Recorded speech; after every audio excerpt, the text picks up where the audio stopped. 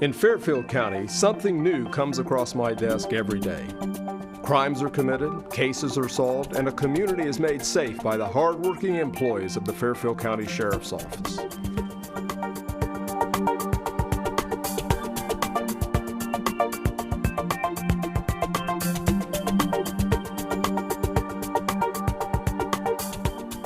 Welcome to This Week with Sheriff Dave Phelan, a weekly program here on LancasterOhio.tv. We're also carried by a number of radio affiliates here in Lancaster and through the Fairfield County Sheriff's website and our Twitter account, so you can see us on a lot of different venues. Do appreciate you, the viewers and listeners that join us each and every week. This program is actually taped at Fairfield Christian Academy. I appreciate the students here.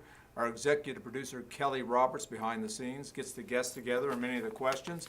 So we appreciate all of you that come together to put this program together. Have with us Sergeant Sean Burke. Good to see you, Sarge. Good to be here. Thank you. And our 2017 Supervisor of the Year. And this is, I think, the first time you've been on the show. Yes, sir. It is. I'm a first timer. First timer. Okay. Well, we'll try to make this pretty easy. How's that sound? I appreciate that. So, so how long have you been with the Sheriff's Office? I just started my 24th year. Well, congratulations. Thank you. Thank you. And then, is that something you always wanted to do, be part of the Sheriff's Office, or how did you kind of get involved with the office? Well, originally I thought I was going to become a school teacher.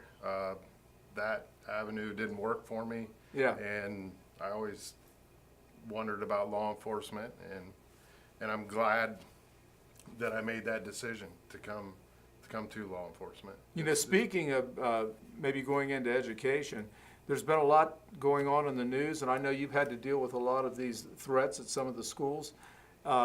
Maybe you can kind of share with us a little bit about some of those events. Well, it's been mainly at Pickerington North High School, various things through there. Lancaster High School's been dealing with it. Fairfield Union High School's been dealing with it. And with the recent events down in Florida, it's at the forefront of everyone's mind. And typically, when a threat comes in to the school or to our office, procedurally, how do we handle those things? It just depends on what type of threat we get. Talk to school officials, dispatch units up there to make sure that the school's safe, students are safe, staff, right, what have you. Yeah, and what I've found over the years is almost without exception, they're false calls, right? The majority of them, yes. Yeah, but I think, we got to treat everyone like it's the real deal because we don't know. Correct. Most of the time, they don't let you know that they're coming. That's true, and a lot of times, most of it's students, and then they want to get out of class or for maybe they're mad Right. at someone or those kind of motives. And then it takes the social media. They post all this stuff on social media, and then it just snowballs. Yeah, and I during the last one at Pickering in high school, I had a call from a number of people, and a lot of misinformation gets out initially on these things. Correct, and the information needs to come from the school. Right. When it goes out to parents and staff and students, that's where the information needs to come from is the school. Yeah. Okay, so you've been on 24 years. What are some of your assignments during your career? When I first started, I was hired into the jail.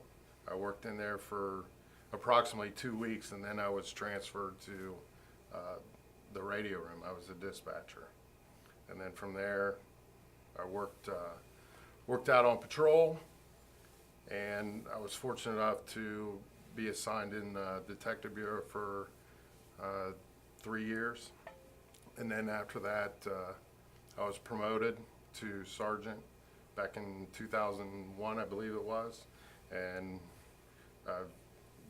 kind of went back and forth based on my seniority, either supervising in the jail or out on patrol. And you probably worked all three shifts, right? Yes, I've run the gamut on that. What's the difference as far as the types of calls or the type of policing you do between like first, second, and third shift? Because it seems like there's some distinct differences. Yeah, the big difference from seconds and thirds to day shift is courts are open during that time. We typically work with the courts, probation, all that. Plus, I have guys that take care of junk motor vehicles. Anyone that has a junk motor vehicle or a township wants one removed, or they work with the towing companies. I have child support enforcement, the officer that works that. I also have litter enforcement, where if there's a litter complaint that comes in, illegal dumping, stuff like that, the officer goes out and takes care of that. Plus, I have a guy or an officer that takes care of our fleet, our cars. Right. Well, there's a lot of things a lot of people probably don't realize. Which is could be a full-time position if needed. Right. If need be. So, there's a lot of different things that we deal with other than handling calls for service. And, we just switched over, you speak about motor vehicles, we're switching from the Chargers to the Ford Explorers. Yes. Well, tell us a little bit about how that decision was made, and is this going to be a better vehicle for us, or do we know yet? As of right now, the Explorers are proving their worth. Okay. They have quite a bit of room in them for equipment that these guys would need on a daily basis. Okay. It just seemed like the previous vehicles that we were driving just didn't hold up to the wear and tear that these cars get put through on a daily basis. Yeah, with the Chargers, didn't we have to put snow tires on them with the Yep. Explorers? We don't have to do that anymore? Yes, we had to put studded snow tires on the Dodges, and you just don't go out and buy them. They have to make them, or they put the actual studs on them. Wow. So, And, it seemed to me, too, that with the Chargers, the time I've driven the Chargers is the visibility just didn't seem that good. As far as the windows were small, and now driving an Explorer, it just seems like you've got a lot better field of vision. correct, yes. It is less blind spots, I should say. And we speak about, we have a deputy assigned to litter patrol. Correct. And so what is some of his responsibilities? And that's Deputy Hummel, right? Correct. He will work with the health department. Okay. If there's any complaints that come into the health department, like trash all over someone's front yard. Obviously, it's a hazard. He'll go out, work with the health department to try and rectify that situation. And I think many times, you'll see places where people dump couches off, or they've just thrown their trash bags out the window of their car or whatever. He goes out and he'll open up the trash bag and he'll look through the trash bag for any evidence that Right. he can link back to whoever Yeah. dumped the trash bag or couch or what have you.